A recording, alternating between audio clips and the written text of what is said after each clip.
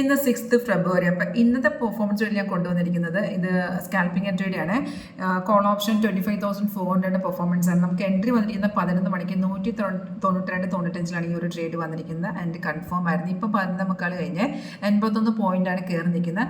Market ഈ ഒരു side വെച്ച് ചെറുതായിട്ടൊന്ന് ഇറങ്ങിയായിരുന്നു കേട്ടോ. ഇപ്പോൾ റെസിസ്റ്റൻസിലേക്ക് റെസിസ്റ്റൻറ്റ് ബ്രേക്ക് ആണെങ്കിൽ എഗെയിൻ ഇവിടുന്ന് ഒരു എൻട്രി ഉണ്ടാകും. അപ്പോൾ നമ്മൾ ഓൾറെഡി പ്രോഫിറ്റ് നിൽക്കുന്ന ആൾക്കാരാണെങ്കിൽ ഒരു റീ എൻട്രി വേണമെങ്കിൽ ഇവിടെ അറ്റൻഡ് ചെയ്യാവുന്നതാണ്. ഇത് റെസിസ്റ്റൻറ്റ് ബ്രേക്ക് ചെയ്യുന്ന ലെവൽ വെച്ച് നമുക്കൊരു റീ എൻട്രി എടുക്കാവുന്നതാണ്.